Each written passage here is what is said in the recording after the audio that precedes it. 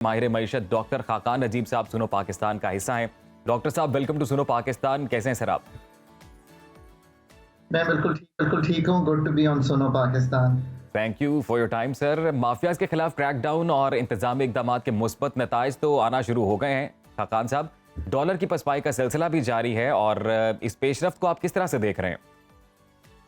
देखिए, पाकिस्तान में दो मार्केट्स हैं फॉरेन एक्सचेंज की। एक है इंटरबैंक मार्केट, जिसको आप ऑफिशियल मार्केट कहते हैं, जिसमें 29-30 लाइसेंस्ड प्लेयर्स हैं, बैंक्स मेनली। इसके अलावा एक ओपन मार्केट है। ओपन मार्केट जो है वो चलती है, जिसको हम कर्व मार्केट कहते हैं। ये एक्सचेंज ट्रेड कंपनीज जो हैं ये इसको मैनेज करती हैं। एक तीसरी मार्केट, जिसको आप कहें इललेजिटिमेट इलीगल मार्केट क्रिएट हुई थी, जो नो योर कस्टमर, यानी कि बगैर शनाख्ती कार्ड के, बगैर किसी ट्रैवल डॉक्यूमेंट्स के डॉलराइजेशन ऑफ द इकोनॉमी में इन्वॉल्व थी, स्मगलिंग ऑफ द डॉलर्स में इन्वॉल्व थी, होर्डिंग, यानी कि वो एक उसको स्टोर ऑफ वैल्यू बना रही थी डॉलर को, और इससे रुपए की जो कदर है वो कमज़ोर हो रही थी और एक सेंटिमेंट क्रिएट हुआ था। स्टेट ने अपनी रेट को एग्जर्ट किया है, चाहे वो इस्टेब्लिशमेंट हो, चाहे वो लॉ इन्फोर्समेंट एजेंसीज हों, चाहे वो इस वक्त का केयर टेकर सेटअप हो, और सब ने ये समझा कि rate of the state exert करके ये जो इलीगल मार्केट है इसको ख़त्म किया जाए। इसको जब आप कंबाइन करें कि थोड़ा सा जो फ्लोज हैं, जब वो वापस आए मनी चेंजर्स के पास, और मनी चेंजर्स के पास एक्सेस सप्लाई आया, तो वो वापस आया आपके इंटरबैंक की मार्केट में। सो आपने देखा कि 6.5% इंटरबैंक में और 12-12.5% ओपन मार्केट में जो रुपए की कदर है वो बेहतर हुई है। इस वक्त इसका एक पॉजिटिव असर तो ये है कि आपने जो थोड़ा सा पेट्रोलियम प्रोडक्ट्स की कीमतों में गिरावट देखी है, हालांकि लेट्स एक्सेप्ट कि ये लोगों के लिए शायद उतना इम्पैक्टफुल गिरावट नहीं है कि 8 और 11 रुपए का ही फर्क आया है, बट एटलीस्ट इसका बढ़ना कम हुआ है। थोड़ी सी इंटरनेशनल मार्केट जो है वो पिछले 3 माह में बढ़ी है। अब जब मैं थोड़ी कहता हूं तो आई एम बीइंग मैं शायद थोड़ा एक्सप्लेन कर रहा हूं। 28% इंटरनेशनल ऑयल कीमत बढ़ी है, तो उसका एक इम्पैक्ट जो है वो आ रहा है। But the good news is कि अभी मैं देख रहा हूं जो एशियन मार्केट्स खुली हैं, जो ब्रेंट है वो $95 पे ट्रेड कर रहा था, वो पिछले 5 दिनों में नीचे आ गया है और इस वक्त वो $89.7 बैरल पे ट्रेड कर रहा है। खाकान नजीब साहब, हम ये देख रहे हैं कि with the passage of time हमारी इकोनॉमी बेहतर हो रही है और ऑब्वियसली जो इकदामात लिए हैं मौजूदा हुकूमत ने, और बिलखसूस जो हमारे सिक्योरिटी के इदारे हैं उनकी जानिब से जो क्रैकडाउन किया गया है उसके मुस्बत नताइज आ रहे हैं, तो क्या लग रहा है ये सस्टेनेबल है? अब आगे जैसे जैसे वक्त बढ़ेगा, जैसे जैसे आने वाले महीने हैं उनमें हम मईशत को मजीद बेहतर होता देखते हैं?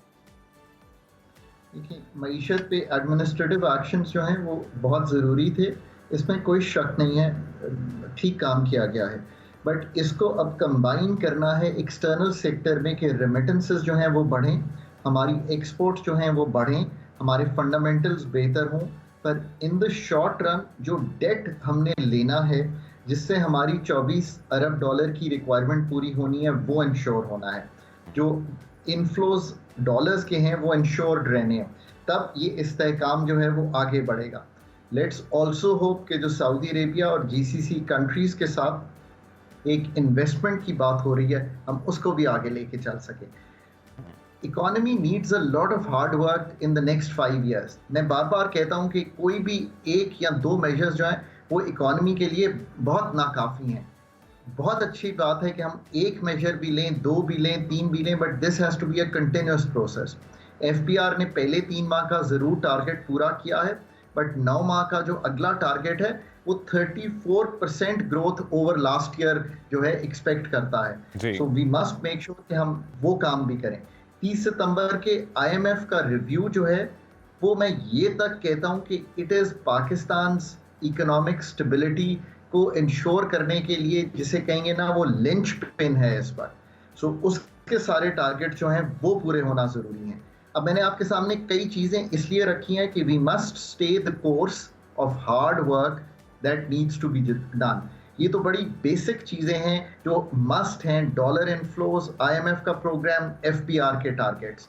पर इसके साथ साथ ये तो मैं समझता हूँ अब 3 से 4 माह जो केयर टेकर्स के हैं, अगर फरवरी की कोई या जनवरी मार्च जब भी इलेक्शंस में जाना है मुल्क फरहान ने, साहब, तब अभी तक का अभी ये आपने एजेंडा है। आईएमएफ का भी जिक्र किया, तो सर आईएमएफ मिशन का जो विजिट है वो ड्यू है पाकिस्तान में, तो अभी आपको क्या लगता है कि जो इक़दामात हमने उठाए हैं वो एक पॉजिटिव इंडिकेटर शो करते हैं और हम अगले की सिक्योर करने में कामयाब होंगे?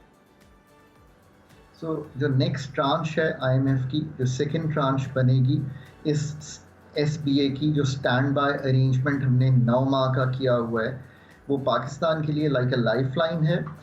उसको करने के लिए एक एफबीआर का टारगेट 1977 अरब रुपए कलेक्ट करना था।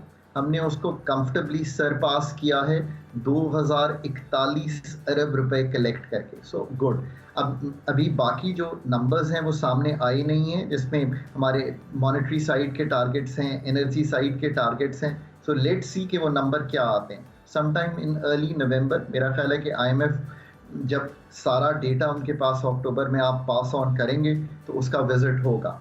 लेट्स होप कि everything goes smooth, but all in all अभी जो लग रहा है वो ऐसा लग रहा है कि मॉनेटरी टारगेट्स में भी उसमें कोई स्लिपेज हो, बट अदरवाइज ठीक लग रहा है।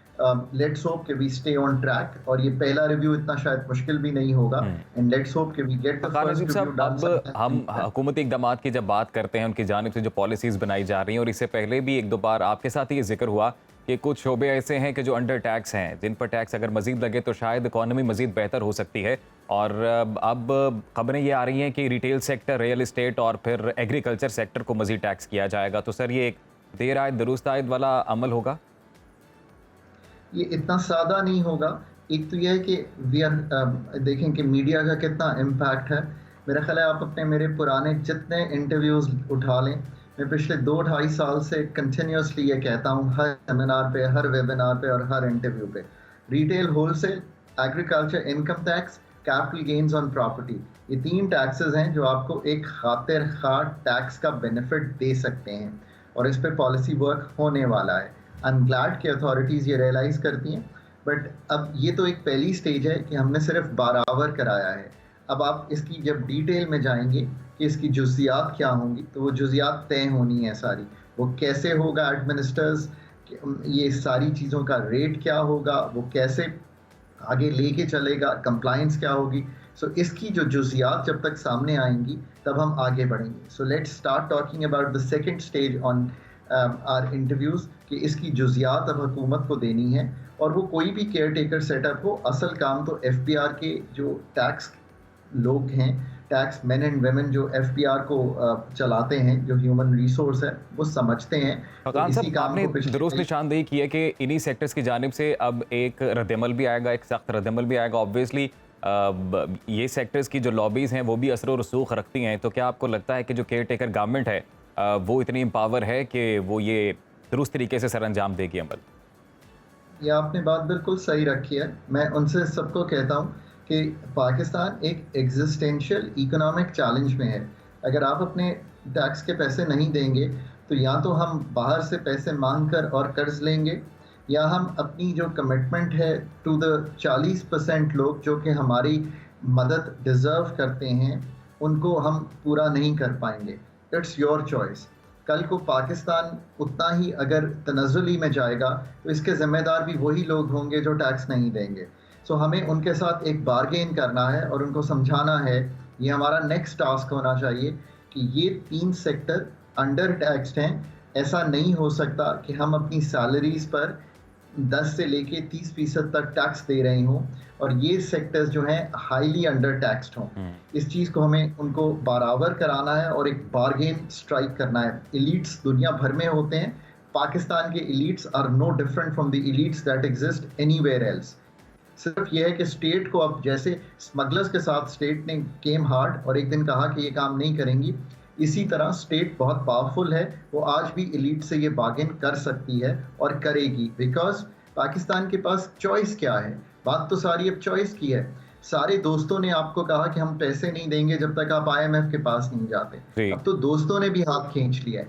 भरोसा अपने बाजुओं पर ही कर चलना है। So that is, I भरोसा think, बिल्कुल अपने बाजू पर कर चलना है और सही इक़दामात करने का वक्त है। और हम ये ज़रूर दुआ ये करते हैं कि जो इस वक्त अरबाब इख्तियार हैं उनके कानों तक ये बात पड़े और वो सही फ़ैसले करें ताकि मुल्क की जो मईशत है वो सही ट्रैक पर आए। बहुत शुक्रिया खाकान नजीब साहब, आपने सुनो पाकिस्तान को वक्त दिया, जो ओवरऑल इस वक्त मुआशी सूरत हाल है उस पर अपना इन डिटेल तज्जिया पेश किया। आप कहीं भी हो, वक्त कोई भी हो, बाखबर रहिए दुनिया के हालात व वाक़यात से।